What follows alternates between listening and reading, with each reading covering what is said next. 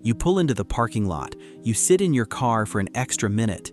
You've watched the videos, you've read the articles, you know the early church was Orthodox, you know the Eucharist is real, you know the history, and now you're about to walk into a room unlike anything you've ever seen in a Protestant church, and you have no idea what to do. This video is for you. In the next 10 minutes, I'm going to walk you through exactly what happens from the moment you pull into the lot to the moment you leave. What to wear, when to arrive, where to sit, what to do when everyone else is kissing things and crossing themselves, what not to do at communion, and what no one tells you about the part that matters most, which happens after the service ends. By the time this video is over, you'll have a map, and you'll walk in feeling less like a stranger and more like someone who's been invited home. But first, one thing you need to hear before anything else. You are going to feel out of place. That is not a bug. That is the feature. You are walking into a room that was designed to make you feel small before something infinite. Every Protestant convert I've read, every single one, describes the same thing: overwhelmed, sensory overload. Is this even Christianity? That feeling is normal, and it passes. A Protestant convert named Frederica Matthews Green wrote the guide that half the Orthodox internet still links to. She called it 12 Things I Wish I'd Known. She felt it too. The priest's wife who wrote the most read first visit article on the internet. She was a Protestant who walked in terrified. So will you. Just know going in, you're not supposed to have it figured out. Nobody is watching you, and the people who look like they know what they're doing, half of them are converts who were in your shoes 5 years ago. Let's start with the basics. What do you wear? Modest, but not a suit. For men, a collared shirt, long pants, closed shoes. Skip the shorts and the t-shirt with a logo. For women, a dress or skirt below the knee, sleeves that cover the shoulders, or modest pants if that's what you have. Head coverings are not required in most Greek or Antiochian parishes, optional in Russian ones. If you forget, no one will stop you at the door. The rule is simple: don't dress to be noticed. When do you arrive? This is the one that trips up every Protestant. The main service is called the Divine Liturgy. But before that, there's a service called Matins, and there is no break between them. People arrive continuously for the first hour. If the website says liturgy starts at 9:30, get there at 9:25. Find a spot in the back. And don't panic when you see people walking in at 10. That's normal. They're not late. The service is flowing. And there's one moment in the service, right near the end, where every visitor gets confused. I'm going to tell you exactly what to do so you don't freeze up. It involves bread, a gold spoon, and a choice you need to make before you walk in. But first, the walk through the door. You open the door. The first room you step into is called the narthex, the entryway. This is where people light candles. You'll see a sandbox with slots for tapers, usually with a donation box. You can light one. You don't have to. Protestants often freeze here. This feels Catholic. This feels pagan. It's neither. Lighting a candle is a prayer made visible. Your prayer going up with the flame to God. Walk forward into the main worship space, called the nave. The first thing you'll notice: color everywhere. Gold, deep red, blue. Images of Christ, Mary, the saints covering the walls and ceiling. You'll smell incense. You may hear chanting already. Everyone is standing.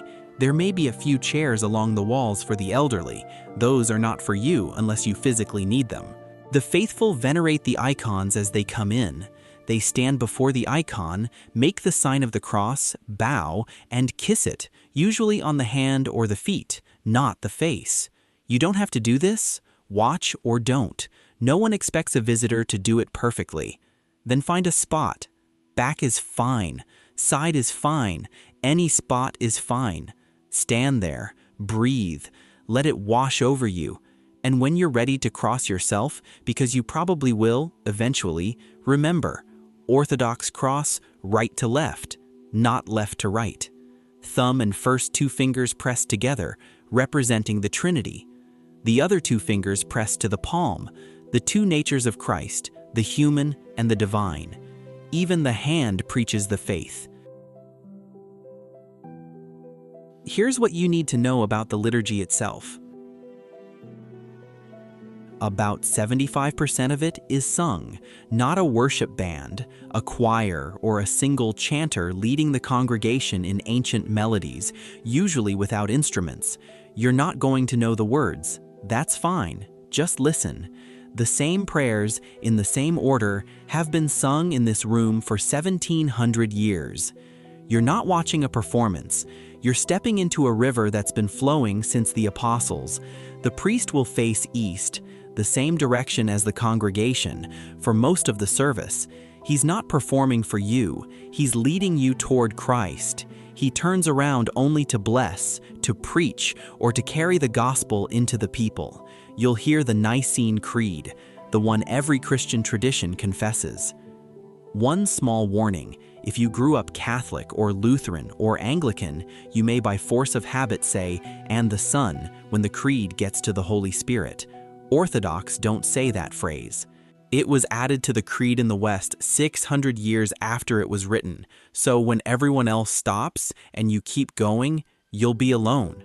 Just a heads up, you'll hear scripture read, you'll hear a homily, usually short, usually practical, and then the tempo shifts, the prayers begin to build, the priest disappears behind the altar, the bread and wine are carried out in procession, and everything in the room starts moving toward one moment. This is the open loop I promised you. Here's what happens, and what you need to do.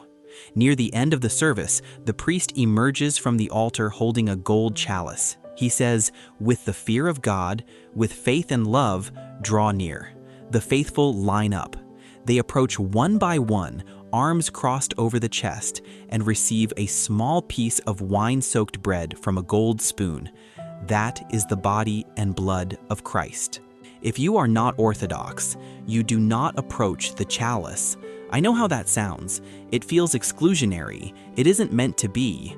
Orthodox believe the Eucharist is the actual body and blood of Christ, received only by those who have united themselves to this particular church through baptism or chrismation, have fasted from midnight, and have made recent confession.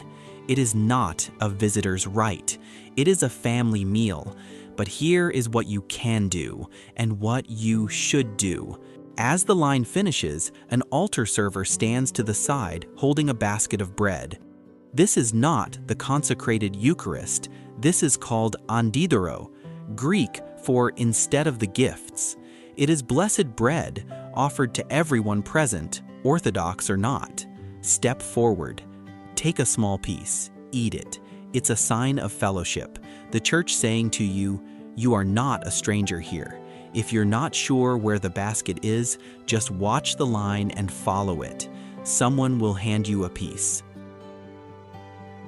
The liturgy ends. The priest blesses the people. Everyone lines up to kiss the cross he holds out. You can get in that line too, or you can stay back. Either is fine. And then, this is the part nobody tells Protestants about. Almost every Orthodox parish in North America has coffee hour.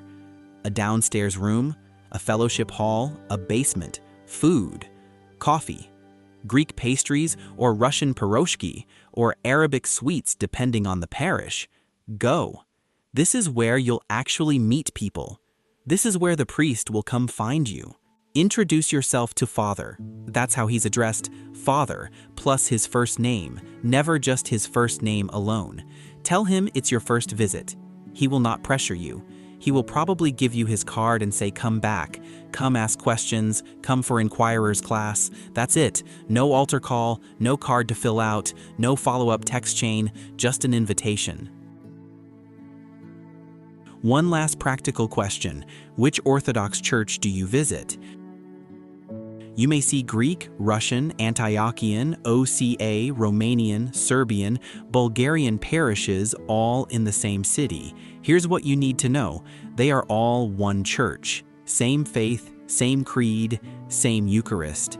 The differences are cultural, language, music style, food at coffee hour.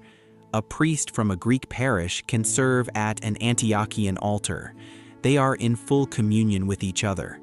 For a first visit, pick the one closest to you that uses mostly English in its services.